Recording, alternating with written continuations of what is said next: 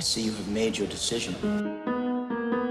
O cinema é um mundo mágico que nos transporta para universos imaginários e nos emociona de diversas maneiras com as suas inúmeras estéticas. Essas que transmitem a emoção e isso tudo que a gente acompanha quando escolhe um bom cinema para assistir, ou uma boa companhia para acompanhar no sofá de casa. Acredite ou não, isso é tudo muito mais mérito de toda a produção que está em volta dos atores. É o trabalho árduo de quem está por trás das câmeras que faz toda a diferença na hora de um ator se imaginar na pele daquele personagem. Nos bastidores de um filme, os riscos são altos e as tragédias podem acontecer a qualquer momento. Hoje vamos explorar alguns incidentes que terminaram de maneira trágica durante as gravações de alguns filmes e que afetaram a vida de todos que estavam ali apenas para exercer a sua função criativa.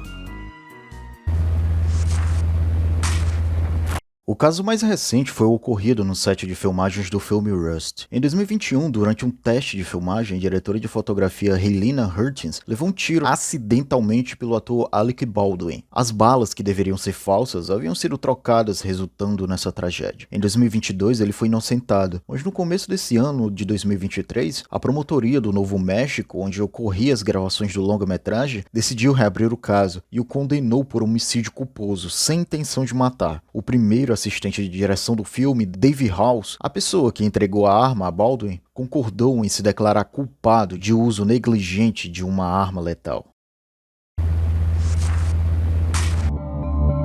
Martha Mansfield começou na Broadway, como qualquer outro ator iniciante, fazendo teatro. Seu primeiro papel foi em 1912 na produção Little Woman. Desde os seus 14 anos, ela sonhava em atuar nas grandes telas, quando em 1920 estreou ao lado do ator John Barrymore na adaptação cinematográfica de Dr. Jekyll and Mr. Hyde. Para nós brasileiros, traduz-se como Um Médico e um Monstro. E então, a partir disso, ela decidiu que esse seria o foco de sua carreira. Em 1923, Martha assinou um contrato com a Fox Film e conseguiu gravar mais 2 longas na época, os filmes Queen of the Moulin Rouge e o Till We Meet Again. Ela estava indo bem e era elogiada constantemente por suas performances. Em novembro do mesmo ano, ela estava na cidade de San Antonio, no Texas, para as gravações do próximo filme intitulado The Warrens of Virginia, onde interpretava Agatha Warren, a protagonista do longa. O filme mudo retrata um romance ambientado na Guerra Civil norte-americana. Depois do final de uma das gravações naquele dia, ela foi descansar dentro de um carro. Martha ainda vestia as roupas de seu personagem, quando uma das pessoas que estava com ela dentro do veículo resolveu acender um fósforo. O palito acabou caindo no vestido dela, e então a tragédia anunciada, o fogo começou a se espalhar rapidamente pelo seu corpo. O ator que contracenava com a Martha, Philip Shorey, tentou controlar as chamas com um casaco enquanto lutava para arrancar a roupa dela, o que na verdade atrapalhou mais ainda a atriz, e por isso ela acabou se queimando muito mais do que deveria nesse processo. Mansfield foi levada às pressas para o hospital, mas infelizmente ela não resistiu às queimaduras e morreu no dia seguinte. Até hoje existe um mistério envolto nessa história, porque nunca foi descoberto quem acendeu esse fósforo. Existe uma teoria de que ela teria pedido um fósforo para acender um cigarro, mas ela foi completamente descartada porque a sua mãe acreditava que a filha não era fumante. Quando o filme foi lançado em 1924, a maioria das cenas já haviam sido gravadas, por isso a produção decidiu continuar as filmagens. Martha Mansfield tinha apenas 24 anos quando o acidente aconteceu. A tragédia ficou marcada como a primeira morte em um set de gravações em Hollywood.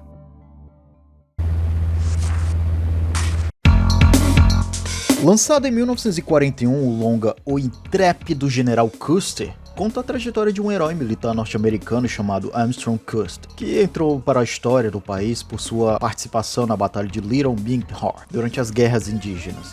O protagonista foi interpretado pelo famoso ator Aaron Flynn, que convidou o amigo Jack Budlong para participar como extra no filme. Budlong era um experiente cavaleiro, jogava polo com Flynn e deveria aparecer na cena mais importante do filme, a que recriava a batalha. Só que Jack não tinha muita experiência como ator e decidiu rodar a sequência montado em seu cavalo com a espada de verdade nas mãos, ao invés de uma de papelão, como é a de costume, ser uma cenográfica. Enquanto ele brincava pelo terreno, o cavalo se assustou com algum explosivo no set e jogou Jack para frente, fazendo com que ele caísse por cima da espada. Ele chegou a ser socorrido e hospitalizado, mas infelizmente morreu depois de alguns dias devido a uma peritonite.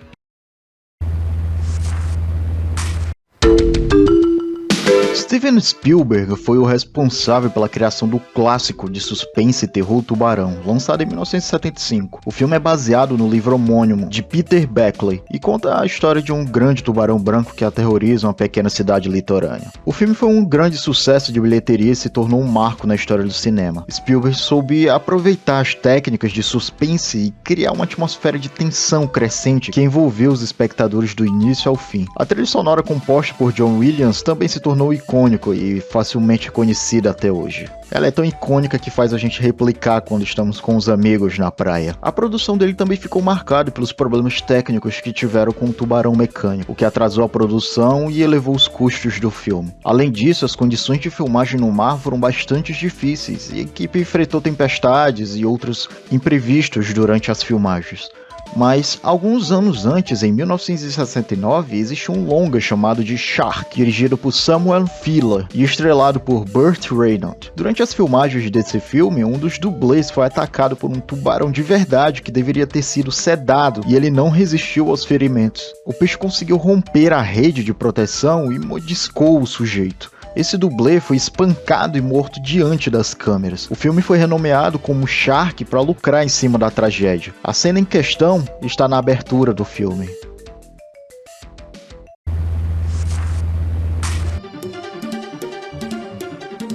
O Voo da Fênix, um filme de aventura e drama, foi lançado em 1965 e traz a história de uma dupla de pilotos que, durante uma travessia pelo deserto do Saara, tem um avião avariado em uma tempestade de areia e é obrigado a pousar no meio do caminho. O ator James Stewart foi escalado para fazer o papel do comandante. O lendário aviador Paul Mendes foi escalado como dublê para realizar as manobras arriscadas com um avião. Albert Paul Mendes foi um empresário, aviador, ator e dublê norte-americano, também piloto de corridas aéreas e acrobacias. Seu interesse pela aviação começou ainda na adolescência e após ganhar algum dinheiro como motorista de rabecão na pandemia da gripe espanhola de 18, iniciou um curso de piloto privado e logo em seguida começou a participar de eventos e shows aéreos. Em meados da década de 1920 entrou para a escola de aviação do exército, mas em 1927 foi expulso por fazer manobras arriscadas. Ainda na mesma década entrou para uma associação de pilotos e dublês e consultores que prestavam serviço para estúdios de cinema.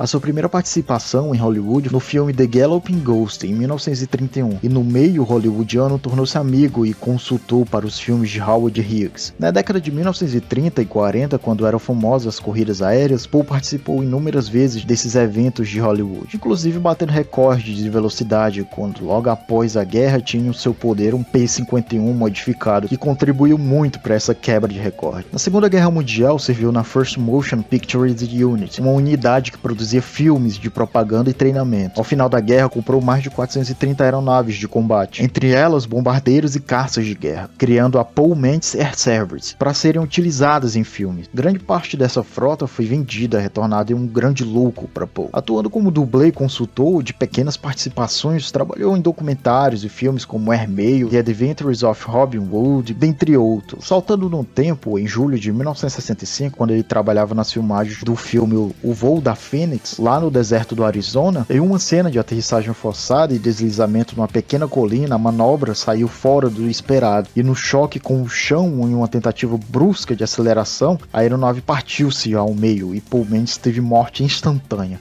Paul é detentor dos troféus da Bendix Trophy, uma corrida aérea transcontinental de 1946, 47 e 48.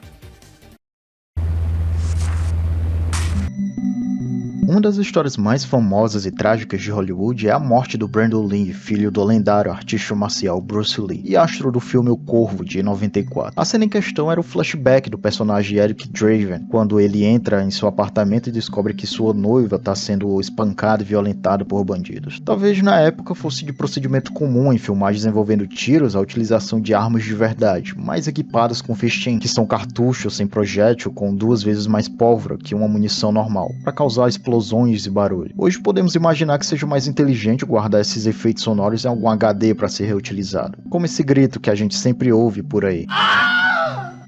Em uma cena anterior, a arma que foi utilizada em Brando precisou ser carregada com munição de verdade para que a cena de tiro tivesse mais realidade. Mas um dos projéteis ficou preso no cano do revólver e aparentemente não foi percebido, mesmo após a limpeza da arma e o novo carregamento com balas de festim. Brando foi levado às pressas para o hospital para uma cirurgia de emergência, mas acabou morrendo por uma hemorragia interna ainda na mesa de operação, após longas 10 horas de tentativa frustrada para salvá-lo. Ele tinha apenas 28 anos de idade. Devido ao envolvimento do pai dele, o Bruce Lee, com a máfia chinesa e a fuga dele de lá, na época das gravações do filme O Corvo, inúmeras teorias sobre esse caso do Brando surgiram, uma delas sendo a mesma que rolou no pós-morte do Bruce Lee, de que a máfia chinesa estava envolvida nesse caso. Agora, nesse caso, com o filho, não querendo que o legado do Bruce Lee fosse perpetuado nas telas do cinema, existe essa teoria de que colocaram alguém para implantar a bala de propósito para matar ele. Mas isso são apenas teorias urbanas. A questão real é que, após o incidente, o Michael Manson, o ator que puxou o gatilho, ficou tão abalado com o que aconteceu que parou de atuar por um ano, e o filme foi concluído usando um dublê no lugar de Brando. O vídeo com a filmagem do incidente foi utilizado para a contribuição das investigações, e depois permanentemente destruído com parte do acordo judicial.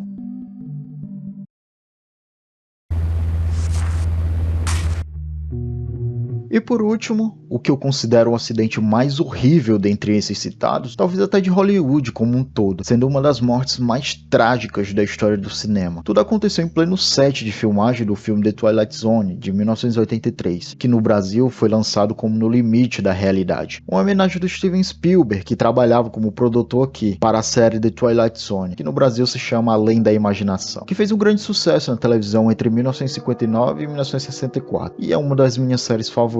Em 1983, Vic Morrow estava praticamente no auge da sua carreira, após se tornar bastante conhecido pelo seu papel de Sargento Chip Saunders na série de TV Combate, que foi ao ar entre 1962 e 1967, pela qual recebeu indicação ao Emmy, o prêmio de destaque na TV americana. Quando que No Limite da Realidade, um longa onde explora vários curtas antológicos, Morrow interpretando um homem que, em uma das cenas de guerra, resgatava duas crianças e as levava para um helicóptero, eles foram surpreendidos quando o helicóptero foi atingido por fogos de artifício, ficando fora de controle, decapitando o ator e uma das crianças, que tinha apenas 7 anos de idade. A outra, de 6, conseguiu escapar das hélices, mas infelizmente foi esmagado pelo helicóptero. Os 6 tripulantes da aeronave sofreram ferimentos leves. Os pais das crianças e muitos outros estavam no set na época. As filmagens foram suspensas. A Warner Bros., o diretor John Landis e o Spielberg foram processados. Houve mudanças nas leis trabalhistas para atores mirim, mas o filme foi lançado sem a cena de resgate, e todos citados nesse processo foram totalmente absorvidos.